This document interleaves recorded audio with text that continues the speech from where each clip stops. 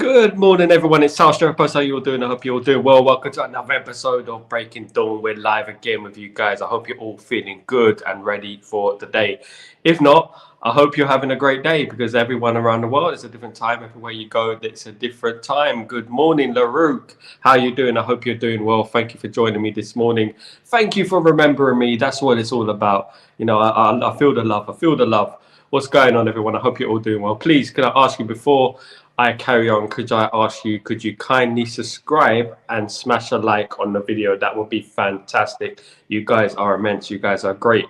Now, in regards to the news that is breaking this lovely Thursday morning, of course, it has become a absolute story of names that have come out of the conveyor belt of Manchester United transfer targets. Now, the latest name to come out of this conveyor belt is a man named Morten Højlund. Morten Højlund currently plays for Sporting Lisbon and is a defensive midfielder. He's 25 years old. He's not a kid. He's quite a young player. And it has come as a shock that Manchester United have inquired about Morten Højlund. It shows you that Manchester United are not being held to ransom in regards to Ugarte. Who are they? They are still negotiating with PSG. The amount of CDMs I have seen linked to Manchester United, I don't think there's a CDM out there that we're not linked to. And this is where you start getting into the territory of like, hold on, calm down. You know, this is where it gets to that territory, you know, and we need to be really careful who we're going after. We don't just go after anyone willy-nilly. We need to find quality in there. And Ugarte was the target, and Ugarte we should fight tooth and nail to get Ugarte. Højlund, I'm no disrespect to Højlund. I mean, I don't think he's as good as Ugarte or João Neves or Zubamendi. I don't think he's on that level quite. So it is a bit of a surprise when I heard the news that Morten Højlund is linked to Manchester United. But of course, we do need that cover in midfield. And if we do not get Ugarte, which it could quite possibly be the case, if we do not pay up the money, then we're going to have to go after a player like Morten Højlund, who I could be a crown in our jewel, as I say. But at the end of the day, I had my heart set on Ugarte. I think we should go after Ugarte. I think we should go after the João Neves, Zubamendi type player, even Richard Rios type player, rather than a Højlund, in my opinion. Of course, he is 25. He's not a kid. He's nearly 26 as well.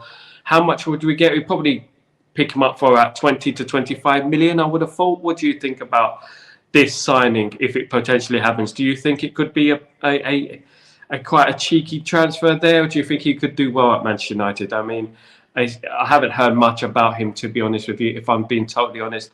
But the bits I've seen of him, he's a solid player. Reminds me a little bit of that Højlund of Tottenham, of Tottenham.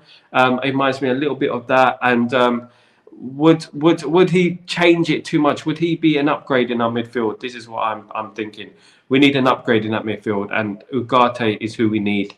We need a player like Ugarte who's got that ability to just break up play and just, you know, a bit of craziness about him, a bit of South American naughtiness. That's what we need in that team, in my opinion. And having a Højlund is a bit of a downgrade, in my opinion, a bit underwhelming, in my opinion. I know I may be a bit out of order in regards to saying that, but this is just an opinion that I feel that he's not quite the level that we need, should I say, in that squad. We need a higher level. We don't need these Højlunds and players such as that. I know that we don't want to be desperate in regards to the transfer market.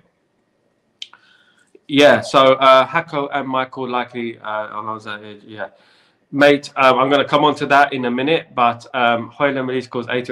Yeah, exactly. So we cannot, we can pick, we're trying to negotiate with Højlund, or Højlund wants to leave Sporting Lisbon apparently. So at the end of the day, we're not going to pay a lot of money for him. There's obviously a chink in the armor in regards to him, and we can sign him apparently for a cheaper price. But I don't know if I will go for that deal, my friend. I don't know if I would go for that, and it's not a deal that I would go for. I would rather an Ugarte, I'd rather a Zubamendi, I'd rather a João Neves, I'd rather a Richard Rios if worse comes to us, if push comes to shove, as they say, if that's the case. Now, Manchester United, of course, are looking for a CDM. Manchester United do need to sell players, as I quoted yesterday on Chatterbox, on my show, Chatterbox yesterday. Manchester United do need to sell players. They do need to get a few players out the door. And that brings me swiftly on to Scott McTominay. Scott McTominay is said to be in for a bid from Fulham and Tottenham. Tottenham are set to battle it out with Fulham in regards to the signature for the Scottish international. Obviously, Scott McTominay is now 27, has been at the team for nearly 6-7 years. I believe he's always punched above his weight, and I believe that it's time we cashed in on Scott McTominay. Scott McTominay is a key transfer for us. If we do sell Scott McTominay, it opens the door for us to sign an Ugarte. It gives us a bit of cash, and it will be full cash because it's a youth product. So it goes straight to our transfer kitty, and we will have enough money to buy Ugarte. For example, if we do buy Ugarte, you might put it towards Højlund. You never know. But at the end of the day, Højlund. Imagine we had Højlund and Højlund, Hjulmand and Højlund, Hjulmand and Højlund in the same team. Imagine we had Hjulmand and Højlund and Højbjerg. Imagine Højbjerg, Hjulmand and Højlund. That would be absolutely funny, wouldn't it? I wouldn't envy the commentators on that. But in regards, all seriousness, Scott McTominay is subject to bids from Tottenham and Fulham, and it looks like they will battle it out for his signature, which is good news because the highest bidder wins, and we need money in regards to bidding for our players, and we need money to go towards transfer targets, of course, because we are lacking in our transfer targets at the moment because we are running out of cash. We got the credit card out, we're trying to do installments, and at the moment Bayern Munich are not budging in regards to Ugarte and installments. We don't have enough credit for that. So at the end of the day, we need to pay Bayern Munich a big lump sum because that's what they want. Yeah, Ifani, welcome to the stream, by the way. Thank you very much for joining me. And don't forget to subscribe and don't forget to like the video. Thank you so much. Hi, I need Ugarte 17 million. But yes, we all want Ugarte. We need Ugarte. We've been speaking Ugarte for weeks now, it seems, and months. And it seems like it was through the door. We've agreed personal terms with the player. It looked like the media are all talking about him going to Manchester United over in Uruguay, over here as well. And it seems a bit crazy that we haven't got the money for it because we've agreed personal terms. And when you agree personal terms, you would have thought that we'd be ready to pay the fee for Ugarte, but it seems like we're not. It seems like we're offering Bayern Munich an installment plan, which Bayern Munich are not entirely happy with. And we need to really, really change the approach to this deal. Otherwise, we're going to miss out on Ugarte. We need to pay the money for Ugarte, 100%. Now, that moves me on to a couple of transfers that are a bit of a shock. Leroux mentioned it briefly there. Hako and Mitchell likely not. Manchester United are in for Marcos Alonso. Marcos Alonso is a 33-year-old former Chelsea player who played for Barcelona last season. Could be a cheaper option for Manchester United to sign at left back as cover for Luke Shaw. Now, Manchester United do need a left back. They do need a left-sided centre back, but Manchester United do need to think carefully, and they do need to bring in someone who's a lot younger. I believe that they need to bring in a Hato. I believe they need to bring in a Kadioglu or a Gutierrez, I believe. And those are the players, a sort of ilk of players that we should be going after, not a Alonso. For example, Alonso is 33 years old. We do not need another player who's on the other side of 30, because at the end of the day, we're building for the future, and we need to think about the future on left backs and left centre backs who are going to play for us for a number of years. Now, if it got to the end of the transfer window and we haven't signed any left backs, would you be opposed for a deal for Alonso? If we run out of money, for argument's sake, would you be opposed on a deal for Alonso? I mean, for me, no. I just rather have Luke Shaw and Malacia there. And I just feel like we should bring in Harry Amas. I'd rather bring in Harry Amas than Marcos Alonso. Marcos Alonso, much better. Marcus Alonso, too old for me. No offense, too old, going on 34 years old soon. So I would stick with Harry and Mass myself. I don't know about you, but Harry and Mass, I'm a big fan of, and I think we should give him a chance rather than buying these dinosaurs from our former clubs, you know, and who are basically over the hill. And if he's that good, Barcelona will give him another contract. Fulham get ESR £35 million, but first bid is Scott Fanny. So what is this? Fulham first bid. Yeah, Fofana is a top player. Yeah, Fofana is a top player. We are in talks with Fofana at the moment in regards to stealing him, hijacking him, however you want to say it, from AC Milan. Of course, AC Milan had agreed personal terms with Fofana, but Manchester United are still in for him. But Manchester United have to be careful. We don't undervalue the player, because if we go in with an offer, we're not going to be taken seriously. We need to have a plan, a financial plan, and we do need to get some players off the books quickly. We need one player working on that, another player working on that, another person working on the transfers in, another person working on the transfers out. And this concerned me a little bit when I saw Wilcox and I saw Barada going to LA.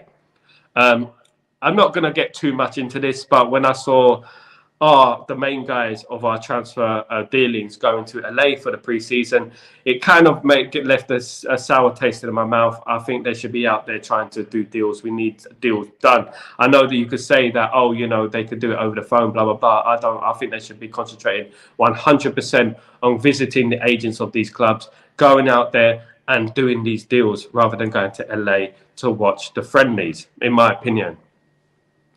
Yes, he is the best. Scott McTominay. LaRouque, you spoke earlier about Scott McTominay. I think we should accept nothing less than €30 million for Scott McTominay.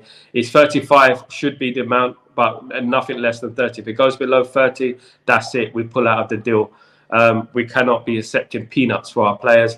Fulham are a bit of a joke. 17 million is not enough for our Scott. At the end of the day, he's a good player and he would do very, very well for a Tottenham and for a Fulham. Now, he's not 17 million. This is not a championship player we're talking about. This is a player who was a mainstay in our team last season, played very well in the FA Cup final, if you remember. And he does nip in with a goal, scored 10 goals last season. Now, where in the world would you get a player who's played as many games as he's played for Manchester United with that experience at 27 for 17 million? No. You pay up 30 to 35 million, as my friend. Good morning, Kenny. How you doing, my friend? Yeah, that would be ideal. 35 million would be absolute. Even that, in my opinion, is cheap. When you think about this market right now, you think about how much players are going for. Look at Højlund. Like our guy said that they're trying to charge 80 million for Højlund. You know, they want 25 to 40 million. They said they will set a deal around that with incentives, and that's Højlund. And this guy plays for Sporting Lisbon in the Portuguese league. How can we be selling Scott McTominay for 17 million? My goodness me. No way, Jose. No. What's going on? Pavlovic as AC Milan target v not Man United, 25 million. The new Vidic. Mate, I've been banging a drum about Eastern European defenders for a while. I think we should get our scouting gear in order out in Eastern Europe. Of course, we signed the great Nemanja Vidic from Eastern Europe, and I believe that we should sign more defenders from there. I mean, AC Milan have a very, very good record on picking up players from Eastern Europe, namely Andrei Shevchenko. We all remember Andrei Shevchenko. We all remember Vladimir Boban and players of that ilk, don't we? So Pavlovic is a good player. Manchester United should be after those type of players. Manchester United should be more. This is why I'm saying they should be concentrating more on getting these transfers done, scouting the next big thing, rather than going to LA for the friendlies. And that's just my opinion. Now, in regards to De Ligt has said to be agitated by Bayern Munich in regards to the transfer to Manchester United. It is said that he was very excited to be going to Manchester United and he thought he would be going to Manchester United. Little did he know that we had an installment plan ready that Bayern Munich are not happy with. Now, this has left, obviously, De Ligt disillusioned and agitated in his own words. And of course, he's been left a little bit disappointed by the way the whole scenario has evolved. And it's not nice, is it, De Ligt, when you get rejected? I mean, obviously he rejected Man United a couple of years ago. And at the end of the day, it's just one of them things. Manchester United need to get the money to pay for De Ligt, but we do not have it at the moment. And Manchester United need to make the money from transfers to wrap up that deal. At the moment, we're finding it very, very hard to offload players that are on astronomical wages. Maguire, Lindelof, Casemiro, they're all on astronomical wages, and we cannot get rid of these players if other teams do not want to pay the wages for these players. Now, in regards to De Ligt, we are not out of the race for De Ligt, but Manchester United do need to come back with a stronger offer in regards to the player. Bayern Munich want £42 million, which is 50 million euros, which is a fair deal in my opinion. I don't think that's too much for De Ligt. I think he's 24 years old, played for Juventus and Bayern Munich, Dutch international. I think that's about the going rate. It's just like a Scott McTominay. If he's playing first team for Manchester United, played 30 odd games last season, been played for the last 7 seasons for Man United, in that midfield up front as well and centre back, of course he should be worth more than 17 million. You cannot undervalue players. You have to show respect to the player, and you cannot come in with silly offers. Bayern Munich are very fair in regards to deals, in regards to Manchester United and our history with Bayern Munich, of course.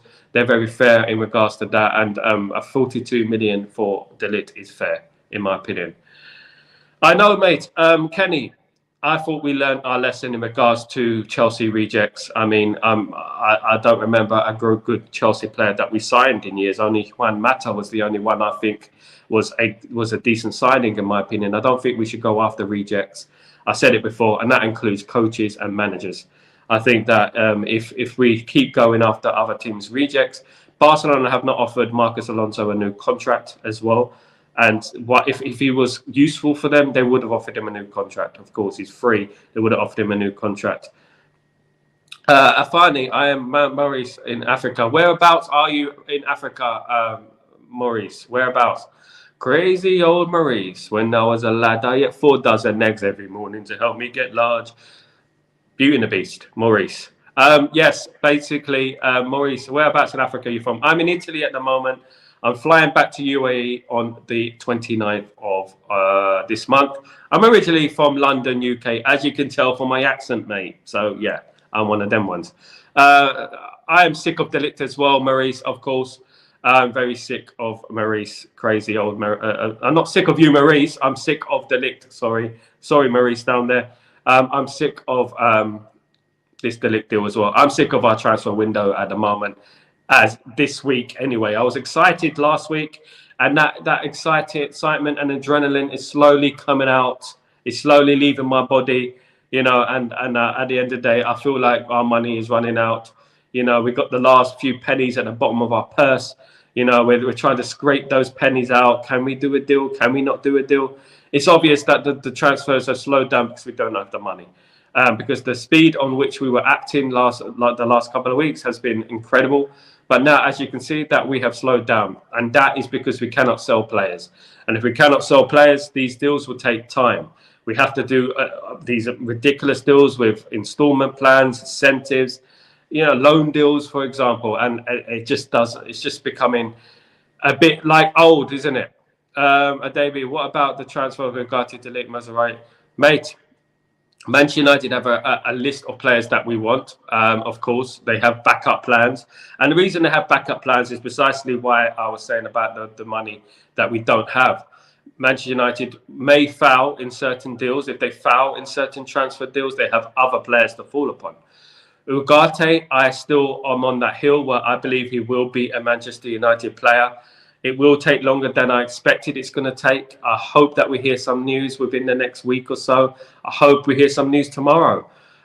So basically, if we agree a fee with PSG, that's a here we go. That's the next thing, isn't it? We get a Ugarte through the door. In regards to we won't move for Omo until we get the priority position sorted, which is the defence, which is the left back, the centre backs, and the central midfielders, of course. Omo is also on Manchester United's radar. It's gone a little bit quiet in regards to Omo, but don't be surprised if we make a bid for Omo within the next couple of weeks once we get the main position sorted. De Ligt, obviously, I've just spoken about De Ligt in regards to he's agitated at the moment. He's become disillusioned in regards to the transfer, and he's very upset at the way the transfer has been handled and the way Bayern Munich are holding firm. But it's not just Bayern Munich; it's Manchester United as well. Don't have the money. Don't go into Gucci if you don't want to buy a pair of shoes.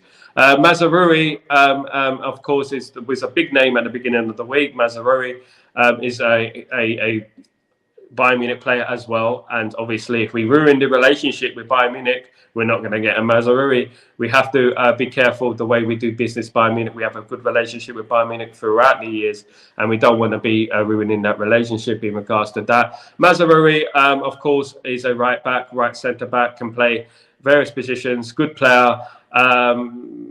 19 games he played last season, I believe, and he had quite a substantial injury list as well. In my regards to Mazraoui, I think we should be careful in regards to his injury list. We need to study the player a little bit more in regards to his injury record, of course. But he's a good player. Would I prefer him? I would prefer Van der Sar myself. Van der Sar or Frimpong. Frimpong's going to go for a lot more money. Of course, Frimpong's release clause has expired. So Manchester United have to pay the premium for Frimpong now, which of course is going to be a lot of money. Frimpong was one of the players of the season in the Bundesliga last season in Leverkusen's championship winning side. So I would prefer Frimpong and I would prefer a Van der Sar than a Mazraoui. What do you think about that? Am I wrong to say that? Calafiori, centre back, left back. Sorry, Calafiori is a good player. Has an injury list as well, an injury one, but he's going to Arsenal, isn't he? Apparently, he's going to Arsenal. I don't know why we were not in for Calafiori. I believe we should have went in for the player. I believe we could have snatched him from Arsenal if we were smart. I thought we could have done that. But it's obvious Manchester United were sleeping on that deal and they've let Arsenal pounce on that player. It could be that Manchester United are seeing something in Calafiori that everyone else is not seeing, that they don't think he's good enough and basically has an injury record, which he does. But I would have inquired about the Calafiori deal. I'm sure he would have went to Manchester United instead of Arsenal. I need more goal and assist. I Man United attack to new MPR. Ahmad is my boy. Ahmad is our boy. Yeah, definitely. I think Ahmad should be our first choice right midfielder next season. I think he deserves the chance now. As Ten Hag said earlier in the week, Ahmed is our boy, and it is his big season next season, and he has to grab his opportunity. I firmly believe he's always grabbed his opportunity every time he has played. He has been an absolute instrumental in us winning games. He tracks back, he creates, he scores goals. He's a good player, and I think Manchester United need to rely on Ahmed now and put their trust in the boy for the future. I believe he's a touch above Anthony now, and I believe he is a touch above who was the other one? Pellistri could leave, though. Pellistri looks like he's going to Panathinaikos, so that's another Sal for Manchester United, which is great. But let's not forget, Manchester United have made 17 million in transfer outings this summer so far. So at the end of the day, Manchester United have a bit of money. We just don't have enough. We need to sell more. If we could sell more, like a Pellistri, that'd be fantastic. But for me, the right midfield berth should be between Anthony and Ahmed. I would put Ahmed as the number one at the moment and play him for the first few games to see how he does. Anthony has a lot of work to do in regards to last season. A lot of problems with Anthony, of course, in regards to his personal life. I would keep Anthony, but I would say that this is a penultimate season for him. It's a season that he has to impress. It's a season that he has to go out there and show us what he's made of. I don't want to see getting the ball, cut, shoot. I want to see creative wingers. I want to see him creating for the forwards. That's what I want to see. I don't want to see too much of the same thing. Predictability. That's the problem with Anthony. He needs to be a bit more versatile, a bit more dynamic within his play, creative as well. He needs to create for the wingers. Of course, I was raised on the great David Beckham, so I want to see my right wingers creating goals, scoring, crossing, everything. I don't want to just see him cutting and shoot. Every single player opposition that plays against Anthony knows what he's going to do. He knows exactly what he's going to do, and this is the problem with Anthony. Now, Ahmed's player, we're very class with a little boy. Ahmed's a fantastic player, and we need to trust him. I agree. Very, very, very good player. Now, right wing, best of Manu, Ahmed, Anthony, Garnacho. Garnacho for me will play left wing. I would play Ahmed right wing. That's how I would do it. But you can play it any other way. Of course, we will rotate between Xerxes and Hoyland, of course. But we will have Garnacho left wing, Ahmed right wing. That's what I would do, in my opinion. We do need a winger who can create. I mean, if you look at the great Sir Alex Ferguson, he had a Ryan Giggs and he had a David Beckham, right? And Ryan Giggs is a creative player, but he would take on the player. David Beckham would cross. There were two different wingers. We cannot have too much similar in regards to our wingers. Good morning, Alex. How you doing, fella? Good to see you, my friend. I hope you are well. What your attack for Man United? My attack for Man United is Garnacho, Hoyland, and Ahmad next season. That's my attack I would go for next season. For the first game against Fulham so far, that's what I would go for. But I wouldn't be opposed to Garnacho, Xerxes, and Ahmad. That would be my attack for next season if we do not sign anyone else up front, of course. We might sign another player, so I might sign an even Tony. You never know what's going to happen in the world of Manchester United. There's a lot of things going on at the moment. Now, in regards to Tyrone Malacia, of course, a left-back that we needed left-back, but Tyrone Malacia has gone into rehabilitation. Rehabilitation for Tyrone Malacia, I thought he was ready to come back, but Tyrone Malacia is not on the tour and he's still not ready to come back for Manchester United. I don't know what you make of this. I'm starting to get a little bit fed up with it. To be honest, I think Manchester United need to move on now from Tyrone Malacia. I think we need to sign a left-back and not Marcos Alonso. We need to sign a proper young left-back, fit left-back who's going to be there and not injured every single minute. Now, in regards to Tyrone Malacia, I forgot the last time he played for us. Now, in his first season, he did well. You know, he played a lot of games. But in his second season, obviously, he went missing and there was loads of rumours about Tyrone Malacia. I mean, there's crazy rumours that were coming out. Conspiracy theories all over the place in regards to Tyrone Malacia, including he's been kidnapped, he's not alive, and like all these crazy things that we were hearing. And in my opinion, we just want him on the football pitch now and stop the noise. And we basically need another left back, if not. You know, and him not being on the tour is a blow because that means we can't get him fit. We can't get him fit for the new season. And we have to move on from that now. We need to buy a left back, in my opinion, because Luke Shaw, we cannot rely on Luke Shaw. Luke Shaw's missed around 60% of games in his career at Manchester United. We cannot rely on Luke Shaw. We need another left back. Jairo Hato, by the way, in regards to left backs, Jairo Hato, of course, can play left centre back, can play left wing back, and he can play left back, and he can also play CDM. Jairo Hato has pledged his future to Ajax. He said he wants to stay at Ajax one more year, but Manchester United could still do a deal with Hato that will happen in a year's time. Manchester United could bid for Jairo Hato, but the transfer won't be completed until next season. He wants to stay at Ajax for one more year and develop at Ajax. I believe he can be persuaded to come this year, but Manchester United could strike a deal in regards to Jairo Hato next year. This is the whole noises I'm hearing about that player. What about Rashford, Xerxes, best position, number 10 or wing? Xerxes is a creative player. He said it himself. He's a creative player. He's not exactly a goal scorer, but he's a creative player. So I believe he can play on the wing. He can play up front. He can play as a number 10 as well, as you said. He's a very versatile player. So it'd be interesting to see what Ten Hag does in the first game of the season. I believe he will start Xerxes. I do believe he will start Xerxes. I think Rashford will be on the bench, and that brings us on to Rashford. Fan, you're asking about Rashford. Rashford looks like he will be at Manchester United next season. It doesn't look like we have any suitors for Rashford. There's no bids coming on for Rashford.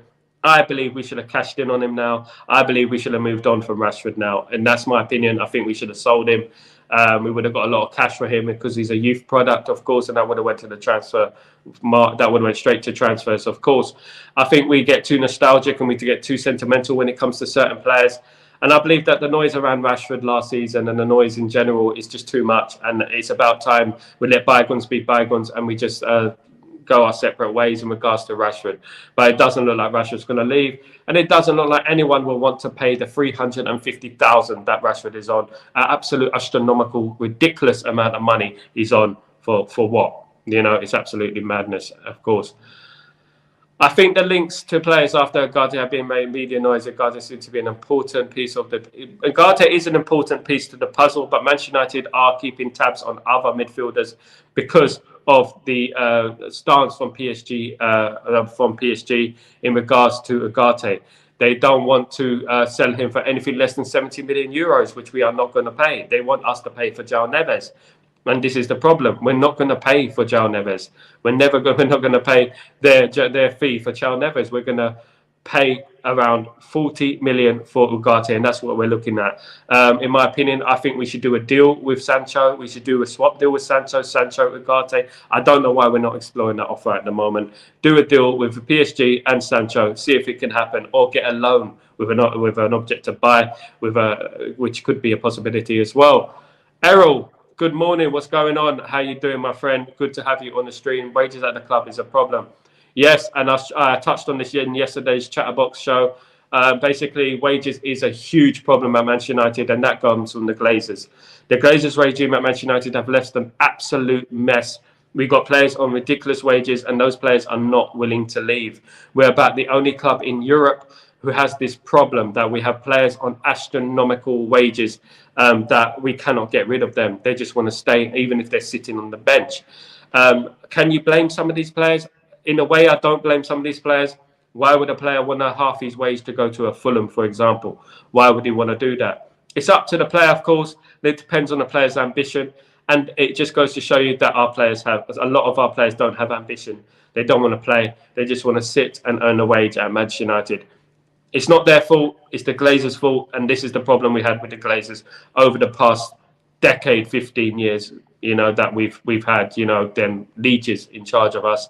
They're still in charge of us, of course, which is why we are struggling money-wise. The Glazers are greedy, and we're going to always have a problem with whilst the Glazers are still at the helm. And we should not stop the Glazers out campaign. The Glazers are still there sitting down. We should never forget the Glazers out campaign. Never. I personally would spend big for Palacios from Bayern Leverkusen. He was a big part of the success. Mate, I would, but the problem is, can we spend big? And until we get rid of some of those players, as I was touching on, we cannot spend big. It's a big issue for us at the moment. Can we have a chink in our armour? Do we have a bit of extra cash somewhere? Can Jim Ratcliffe go into his big, huge bank account and get us some money so that we can get some players? You never know. It could happen.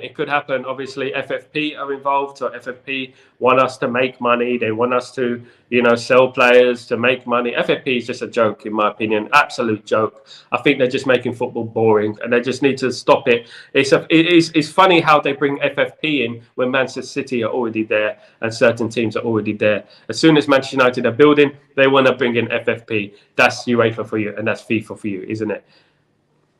David Hacko is a good player, mate. I haven't heard anything about him at the moment in regards to Manchester United being interested in this player, but he is a good player, and we should go after these type of players. As I said, David Hacko is a good player, and I will be hoping that we do inquire about these type of players. That will be very important for us to go after these type of players and have backup plans in case other transfers don't work. Sonny, good morning. How are you doing? Why are you reactive? Why have you to be proactive, not to be supposed to be the active? No, you have to be reactive towards the news, my friend. Sonny, you have to be reactive towards what's going on at Manchester United. At the moment, Manchester United have run out of cash. Bayern Munich do not want to do an instalment plan for Ugarte. This is a fact that we have to deal with. Manchester United have to sell players as well. So the problem with selling players is that they are on too much wages and other teams do not want to pay the money. Now, this is why Jim Ratcliffe said it's going to take a few years. This is why he said it's going to take a few years because of the mess that the Glazers have left. Now, if we do not sell players, we cannot buy players. And this is not just because of Jim Ratcliffe. This is because of FFP. We are severely in the red in regards to FFP. We cannot sign anyone unless you want us to be deducted points. Irfan, yes, Chelsea 1 billion in the transfer market, no FFP. Yeah, but they sold many. They sold a lot of players, and they're very smart. We're not smart. What is the journalist that you're saying rubbish? There is no news. There is no news. What is journalist that you're saying the rubbish? There is no. I don't want to spend unnecessary money. That one. They want to spend it well. Sonny, at the end of the day, Manchester United have stalled their interest in players because they don't have the FFP regulations sorted out. They cannot buy players if they do not sell players. Manchester United have to sell players. We will get deducted points if we do not sell players. Manchester United have to sell players, my friend. Sonny, good morning. How are you? Anyway, at the end of the day, in regards to transfers, I'm not saying that we're not going to sign Ugarte. I've just said at the top of the show, if you were here, I think we will sign Ugarte, but it's going to take longer than expected.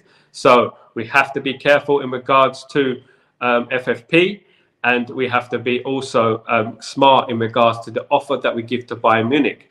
If Bayern Munich turn around and say we do not want to do an installment plan, we have no choice but not to do an installment plan. We have to give them the cash. At the moment, Manchester United do not have the cash.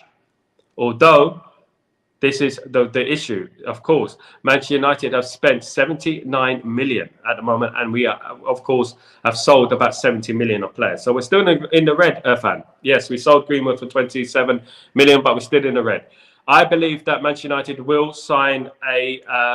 Gerald, I was talking about Gerald Hatto earlier on. Gerald Hatto wants to stay at Ajax for the coming season, but Manchester United could do a deal for Hatto for next season. Not next season coming, but the season after. Gerald Hatto could be a Manchester United player in a year's time, of course.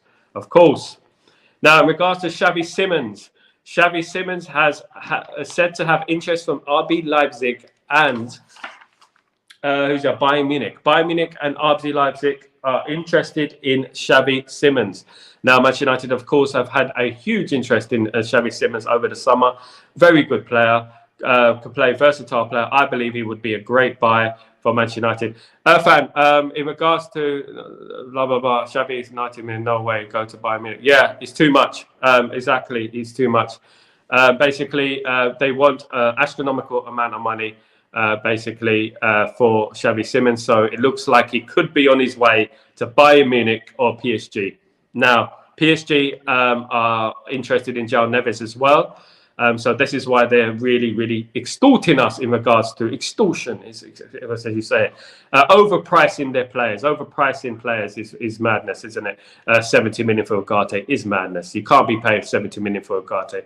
One sell, one buy policy is frustrating. Get the deadwood out the door, then United would have raised funds for targets. Thank you, Alex. Very true. And you are very hitting the nail on the head. We have to sell players. These deadwood need to go. The problem we're having is, as I said, is the wages. And this is the problem. At the moment, we have to think smart. You know, we have to think clever. You can't just buy players. These days, it's not like the 90s. We have to sell players as well. We have to make sure that these players are off our books, of course. As frustrating as it is, and as I said, I'm the guy who always brings you the news of the positivity, and I bring you the news because I do actually study these things, and I do actually go around the world looking at these things. I don't just say things and splurt things out. I talk about it from people in the know. I was talking to many people yesterday. I spoke to Fabrizio Romano yesterday. So if you want to talk about other things about transfers, things about what you think, believe it, I want us to sign players, and believe it, I want us to bring players through the door. I believe we need midfielders. I believe we need defenders.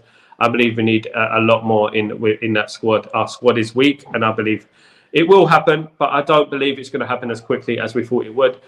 Tomorrow could be a big day in regards to Manchester United. We could hear some news, some developments in regards to maybe an Ugarte, for example, or a De Ligt. As I said at the top of the show, De Ligt has grown agitated by the way the transfer has gone in regards to Bayern Munich, of course. But good point, Alex. Thank you very much for that. Now, in regards, as I said at the top of the show, Morten Højlund is on Manchester United's radar. 25-year-old Danish international, plays for Sporting Lisbon. Could be on Manchester United's radar as well. Obviously, might represent an option for Manchester United, but also is a quite hefty price around him. Now, in regards to Manchester United, they have said that they are hopeful of signing Ugarte. And obviously, this we have to take with a pinch of salt, of course. Hopeful is a strong word, but I am hopeful that Ugarte will go through the door. So let's see what happens in regards to that. In regards to Manchester United not having money, this is a fact. This is a fact. Manchester United not only don't have the money to spend, it's not about money, it's about FFP. Now, when you think about a Chelsea, and you're bringing up names there, fan, right? Manchester United still have a minus. Manchester United still owe money from previous transfers from the past. This is the problem Manchester United are having. Manchester United and the Glazers has absolutely messed things up in regards to transfers. We still owe money for certain players. We still owe money for Sancho. And this is the whole point of us about our problem at the moment. We're still in the red in regards to players, and we're signing players. So we're trying to balance this crazy FFP thing with the money we owe from past transfers, right? With the lack of sales that we cannot do. We've made only about 70 million from sales, right, the last year or so. We owe about, 120? So this is crazy. Even the Greenwood, you could bring the Greenwood, we could bring in the Van der Beek deal, you could bring in that. We still owe money. We still need to fix up an FFP. But we do have a chink in our armor. And hopefully that we are clever with our deals. That's why we're going on installment plans. That's why we're going for deals like that. So we can get these deals over the line.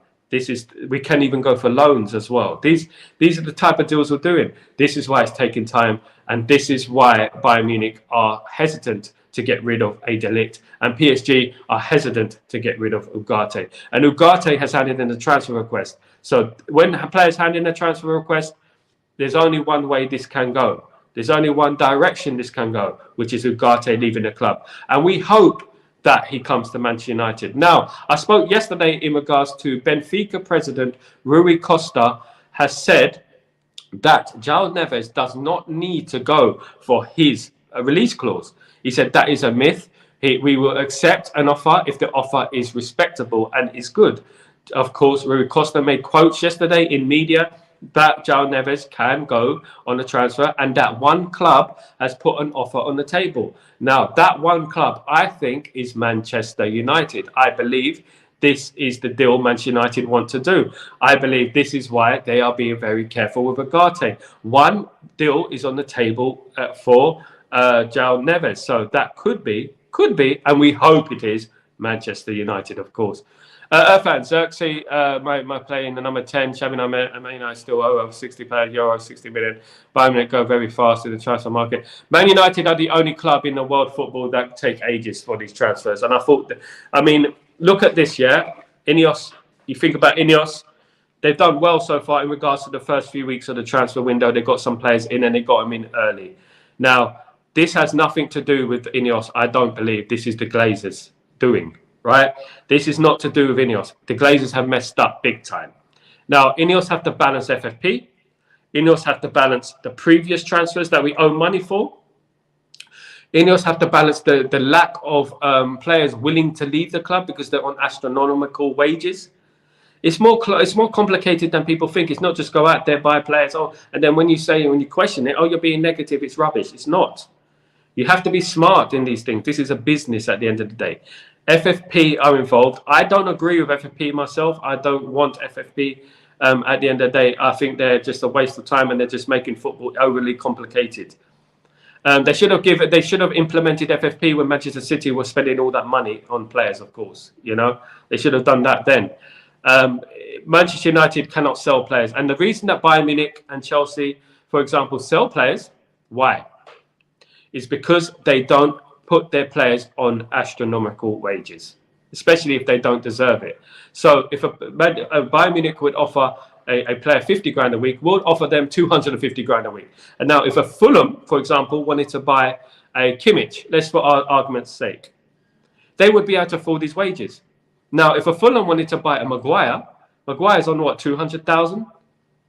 They wouldn't be able to afford it, Fulham. They can afford the transfer fee, but they're not going to be able to afford the wages. And this is where it becomes multi-layered. It becomes, that we need to worry. We need to think about the wages as well. And this is the problem that Manchester United are having at the moment.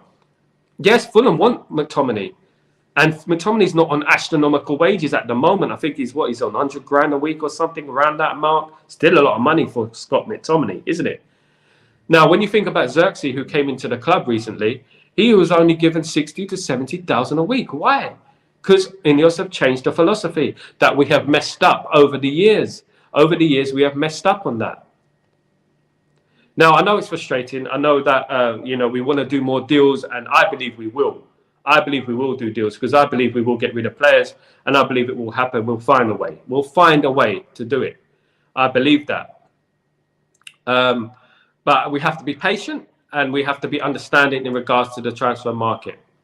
I believe, speaking to the various people that I know, I believe that we will get deals through the door. And I believe that there will be one pretty soon. There will be a here we go through the door.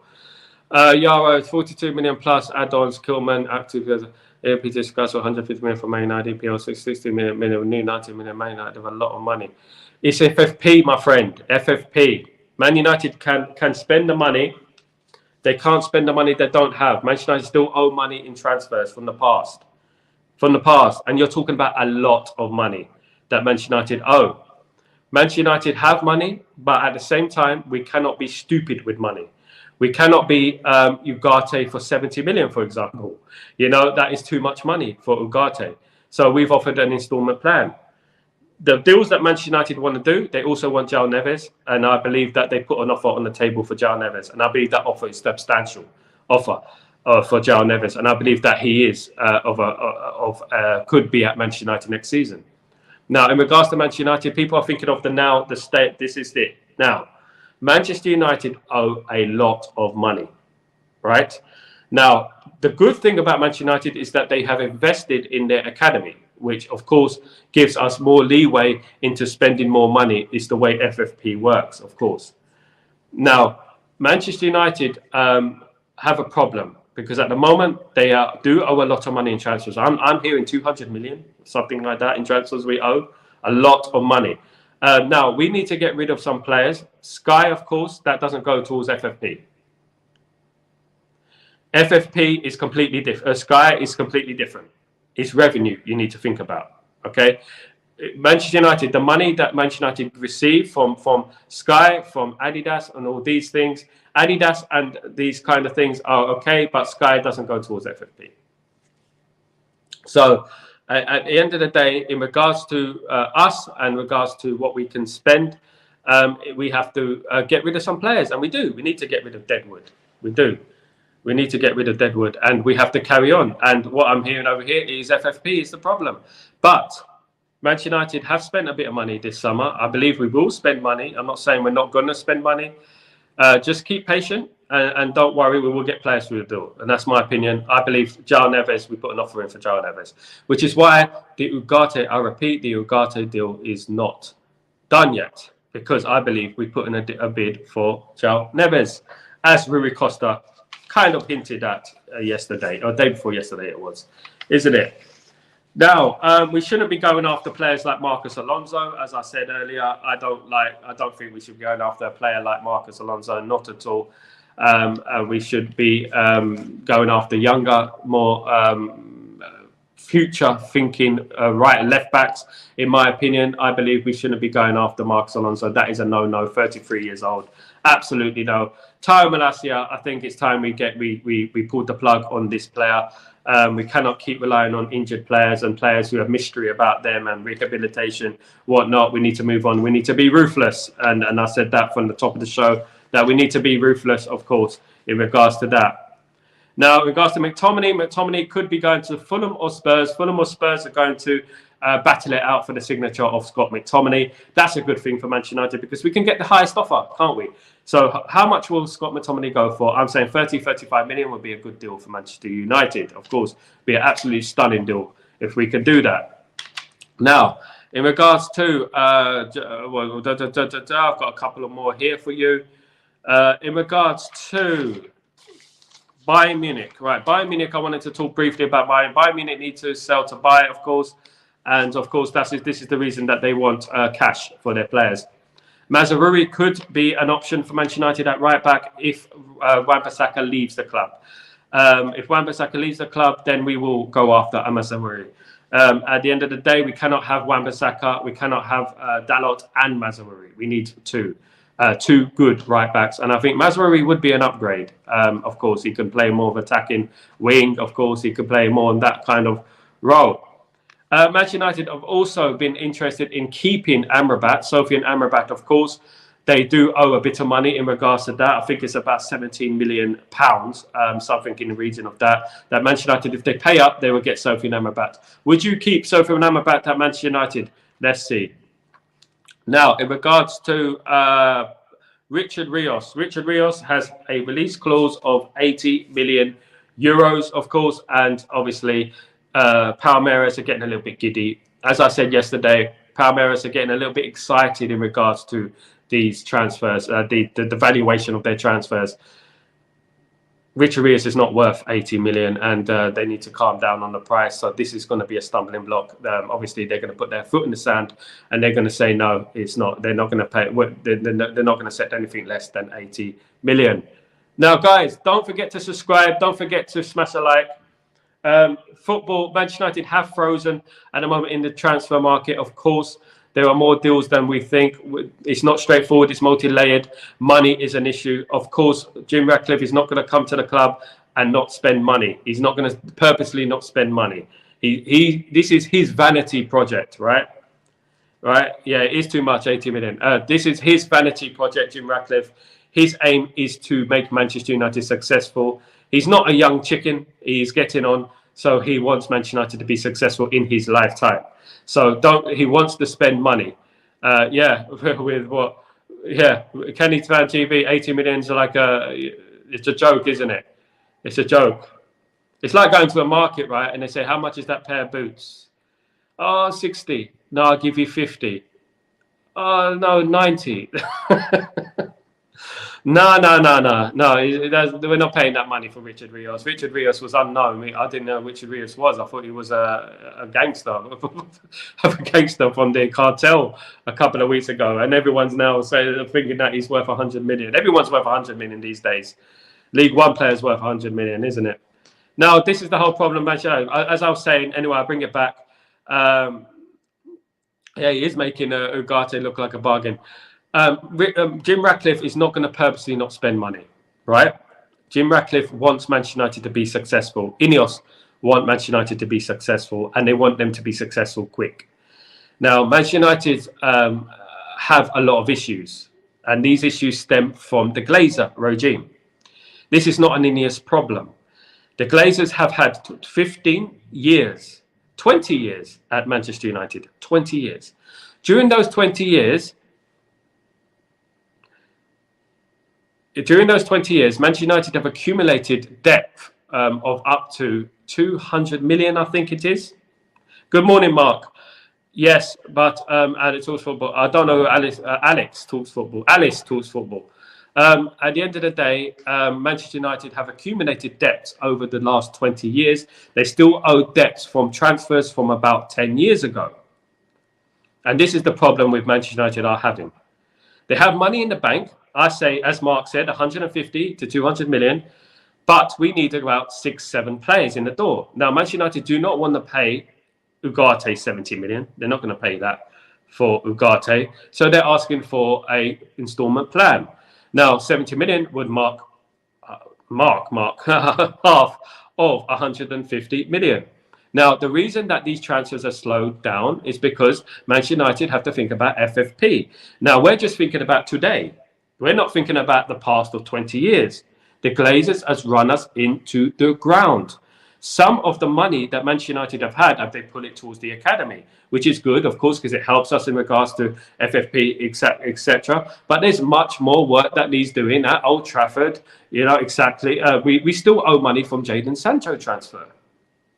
And this is the problem that we're having at the moment. This is why deals are slowing down, and this is why we're having problems. The Glazers have run us into the ground, which is why we were protesting for the Glazers to be sold, to be out years ago. We are $1 billion in debt. Exactly. $1 billion. This hasn't come from nowhere. We still need to pay off that $1 billion.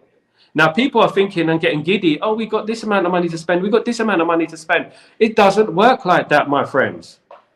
right? We have to think about how much money we owe as well, you know, and it's not just last year before. It's not just that. It's 20 years of damage that the Glazers have done to this club, right? Now, Ineos are the one people who want to be successful. I know they do. They've kind of proven it. They want to be successful. Now, I'm not going to turn around and say that, oh, they're being greedy. They're keeping money in their pocket. They're doing this. Because Jim Ratcliffe obviously invested $1 billion into the club, right? It wasn't my first choice. I wanted the Qatar. I wanted a full sale. I wanted full sale only. And I wanted the debt cleared. Because we are $1 billion in debt. We have players who are on astronomical wages who will not leave. Bayern Munich do not want to do a installment plan with Manchester United, right?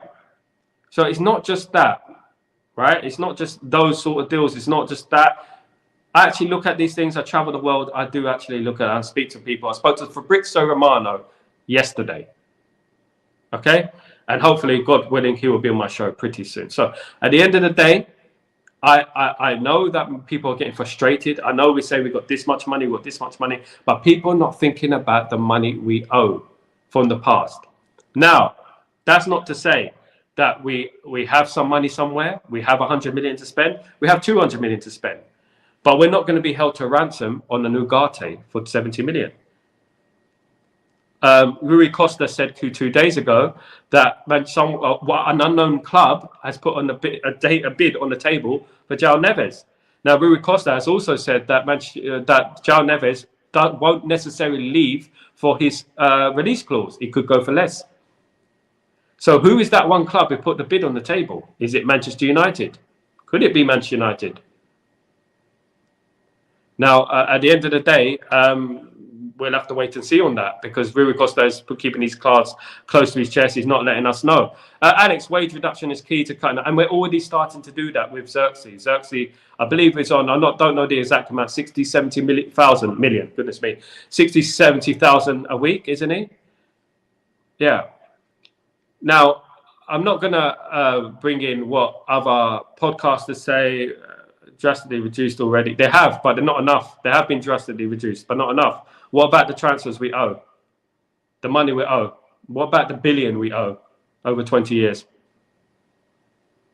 You know? What about Old Trafford? What about that? You know, we got a leaking stadium. It's madness. 59k, Sonny. Good. Nice one. And at the end of the day, every single one of us here, as me and Mark spoke yesterday on the show, it was a good show. Make sure you check it out yesterday. We were in the same boat. And the way these transfers have slowed down, of course, we're on tour. Omar Barada, Will Cox were on tour. They left for tour as well. This is why, this is why me and you, Mark, wanted Qatar. This is why I went on Qatar television talking about this a full sale. I went on Qatar television, my friends, that I wanted the Glazers out, full sale. And I didn't care if it was Apple. I didn't care if it was Amazon. I didn't even care if it was Walker's Crisps. I wanted us to sell the full club. This is why. Because the Glazers take their dividends. Don't get it twisted. Oh, we're not going to take dividends this year. They're taking dividends. We're $1 billion in debt, and this is because of the Glazers. But we have hope. And I'm not going to be completely, oh my God, we're not going to sign anyone. We do have money to sign players. We do. But we cannot be spending too much on one player. We need a right back, left back, centre back, 2 centre backs. We need 2 centre midfielders. And we probably need another striker, if you're being honest. And if we do sell a right winger or a left winger, we need another winger as well. Yeah. Aunt Mary's maple syrup. Oh, that takes it back. Those simple days. Yeah. Perhaps it could have been Auntie Mary's. There was a bad one. We just wanted to force it. We want, yeah. Oh God, it could have been United Realist TV with Mick. It could have been anyone, mate. I don't. I mean, obviously Mick, with the last video he sent me, he looks like he has the money. Yeah, but basically, yeah, it would have been anyone. I didn't care, and people were bringing this notion that, oh, you on your guitar, you are oil, you're twerking for oil and blah, blah, blah. It wasn't that. We wanted a full sale because of this. Because of these debates we're having right now. Now, none of us are sitting in the Manchester United financial office saying, looking at the books. Alice Talks Football is not sitting in the Manchester United office looking at the books. You know, we're here speculating at the end of the day in regards to how much we have to spend. We don't know how much the electricity bill costs. We don't know how much the gas bill costs. You know, there's a reason that Manchester United are getting rid of 30 grand a year employees. It's crazy, isn't it? Really crazy. But what did I say these last few weeks? What did I say? I said Manchester United will have a title challenge next season, and I said I would die on that hill if we don't. I believe we will. I believe it will. We will have a title challenge next season. Yeah, wage bill. Exactly. Wait, what is Man City's wage bill, Mark? Lower than ours. Lower than ours.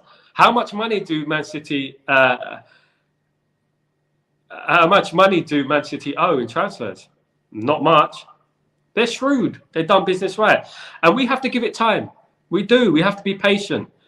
And as I said, I believe we will shock the world next season. Me and Mark said it. Mark, we said we're going to challenge next season. We're going to surprise a lot of people next season, and I believe we will surprise a lot of people next season.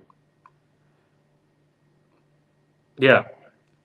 Now, can Ineos pull us out some money? Can they? Probably will. Probably already have. They already have. Yeah, triple that. Well, basically. So, at the end of the day, Man City are clever, Mark. They make a way around it, just like the Savinho deal. We know that's money laundering, don't we? Isn't it?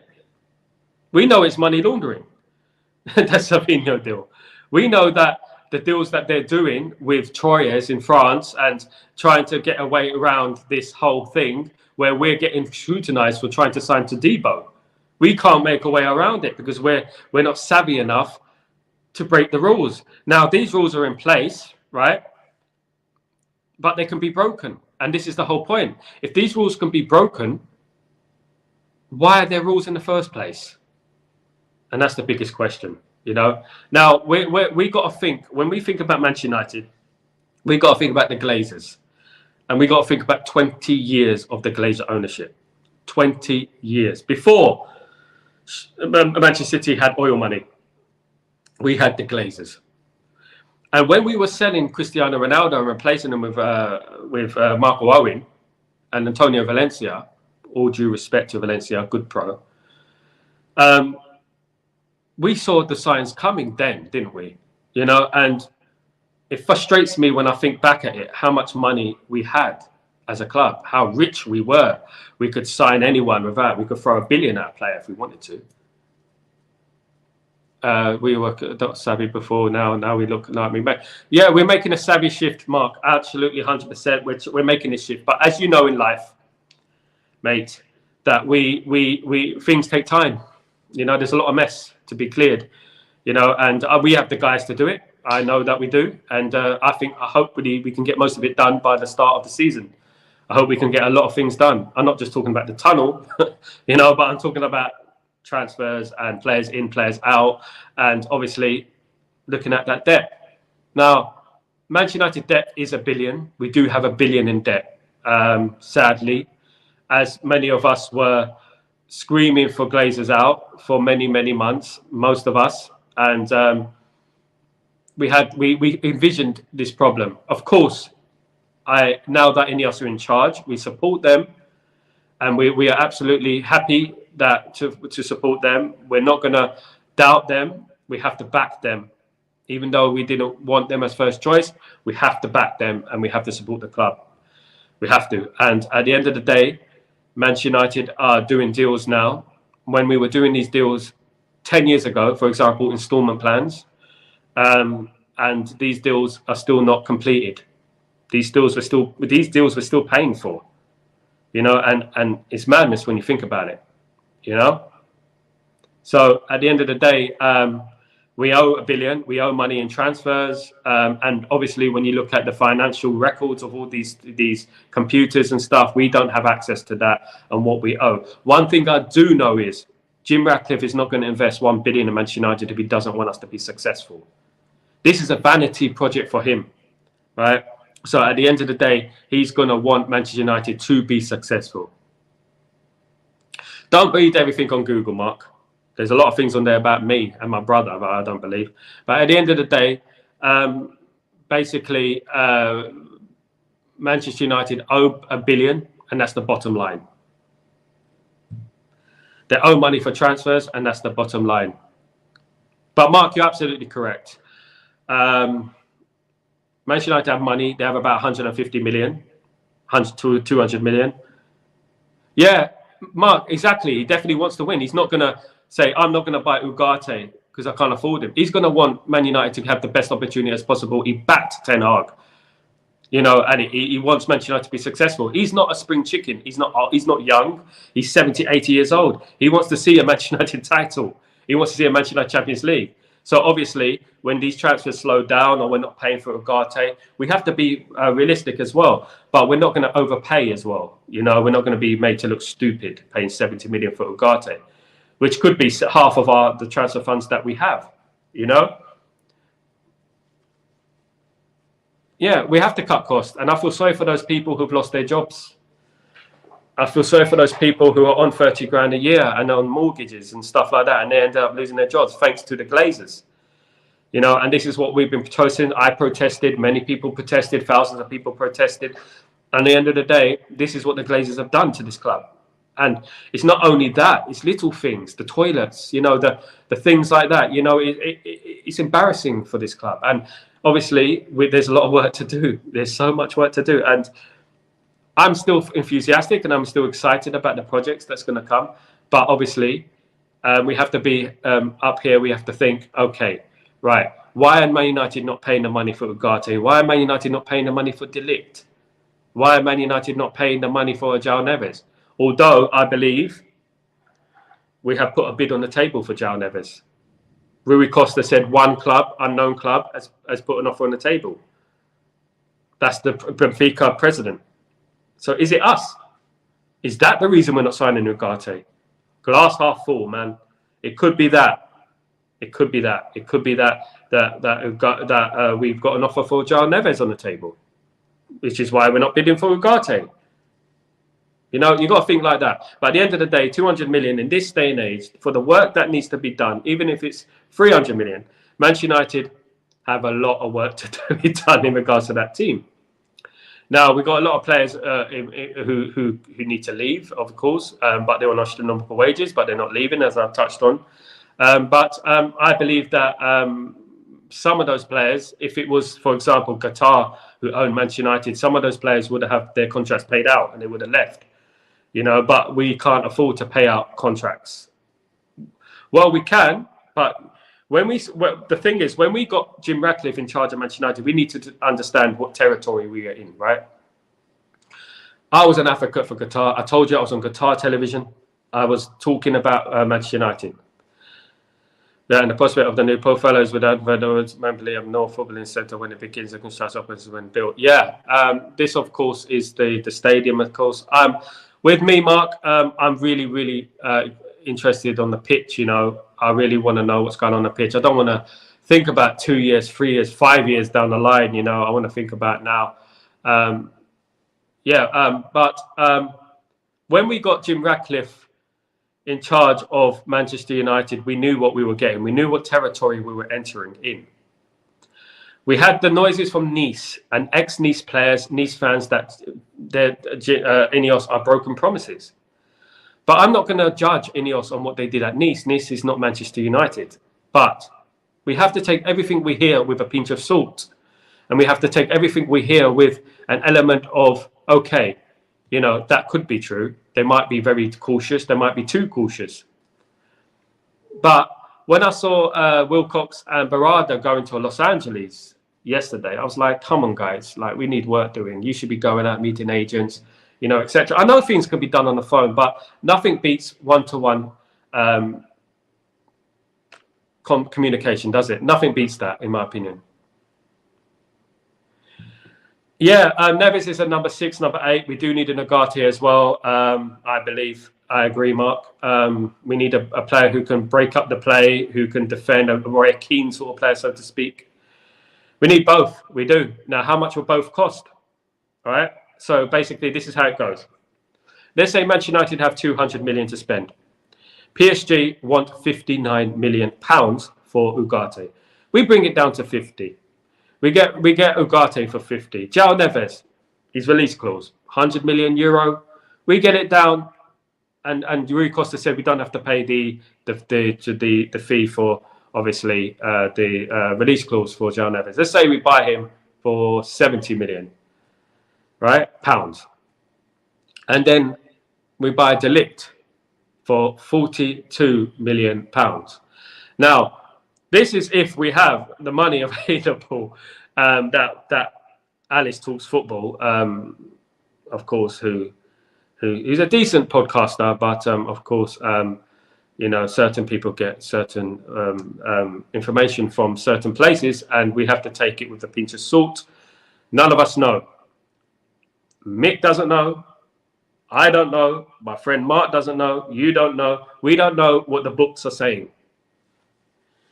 We don't. And at the end of the day, we're not looking at that computer screen. But at the end of the day, 200 million in this day and age, when we've already spent, how much have we spent? We bought Xerxes, yeah. So let's say we have 150 million to spend. We can buy Ugarte, João Neves, and De Ligt with that. But are Ineos going to do that? Is that enough? We need a left back. Some may say we need a right back. Some may say we need a right winger. Some may say we need another striker, and this is the problem with it. It's all multi-layered, and we have to wait and see, I guess, and we'll see what goes on and we'll see what happens. Because at the end of the day, Manchester United are interested in a lot of players. And now, obviously, we had Hewland, who has gained interest on Manchester United from Sporting Lisbon yesterday. And that's another one on the conveyor belt of players that Manchester United are interested in. We've been interested in so many players now. It's madness. PSG are deluded, but, they're putting their feet in the sand, in the mud, in the concrete, and they're not moving. They're not going to move. And they say, we want this money for Ugarte, you pay it or go. The problem is with PSG, when you do that, you have a player who's unhappy. You have a player who's put in a transfer request. It's not viable business-wise to keep a player who's unhappy, who's put in a transfer request. As me and Mark pointed out yesterday, once a player hands in a transfer request, that's it. That's the beginning of the end for it. But I'm going to give my predictions now, all right? Regardless what happens financially, yeah, I agree, Mark. I do agree with that. We can't waste money on attackers when we got defenders and midfielders that we need. And of course, defence wins titles, as Sir Alex Ferguson once said. Midfield as well is the actual engine of the team. We need to fix that, and that's great. And midfield, and you're absolutely spot on with that. Sancho, etc., need to come good. I believe in Anthony, just like you do, Mark. I think he will have a good season next season. We've got Ahmad as well. We'll have a chance next season. We can't put too much pressure on him. He hasn't proved anything yet, but let's see. He's a good player. Garnacho is there, of course, on the attacking wings. But obviously, the one thing we miss is a 30 to 40 a season goal scorer. And I believe Rasmus Højlund will be that guy. I'll die on this hill. Absolutely die on this hill. But my prediction is we will sign Ugarte. Right? We will sign De Ligt. We will sign Kadioglu. And I think that will be it. I do think we need a right back, especially if Wan-Bissaka leaves. We need a Vanderson in there. I like Vanderson. I think he's a very good player. If we sell Wan-Bissaka, I believe we'll get a right back in there. Guys, I've gone over the hour, way over the hour, but it's been an absolute pleasure having you on. I know it's just a debate, right? We're obviously speaking about the news on why transfers have slowed down, why we're not getting this player, why we're not getting that player. Of course, with me, I'm getting news about players who want to come to Manchester United, players that we're interested in. But on the financial side, people are always going to try and talk about, we have this much money to spend, we have that much money to spend, we owe this, we owe that. We are just speculating. At the end of the day, there's multi-layer things to it in a business, of course. And in regards to me, we're having a very, very special guest on later for Chatterbox, a Manchester legend I'll be having on my show. One who's famous musically and one who is famous in the sporting wise as well.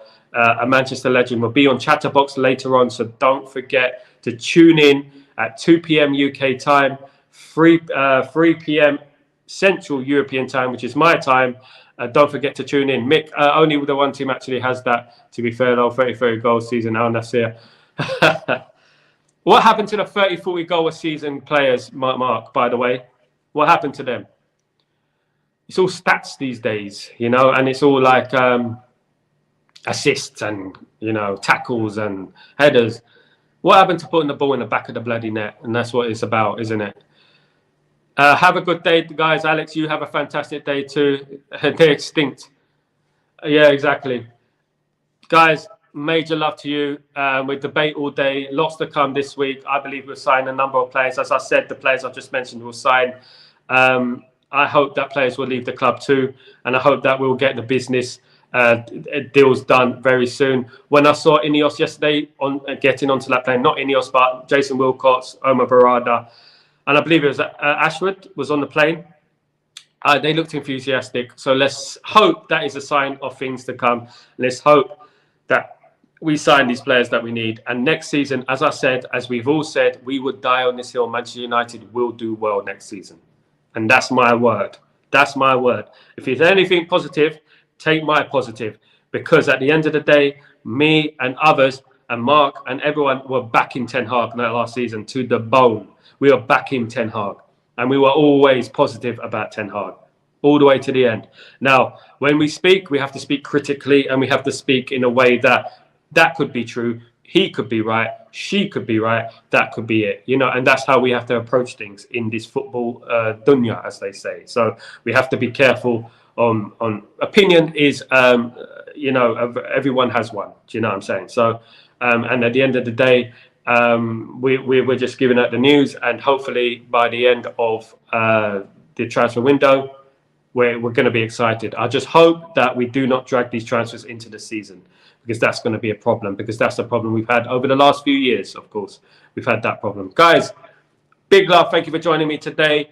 All the majors, Mark, Alex, Sonny, you are all legends. All you guys in the chat who have been talking to me today, thank you so much. Don't forget to subscribe. Don't forget to smash a like. And don't forget, I'm live at 2 p.m. UK time, 3 p.m. Central European time, for a special guest who's coming on my show. Don't forget to tune in, guys. Thank you so much. Have a great day. And don't forget, come on United. All the best. Peace.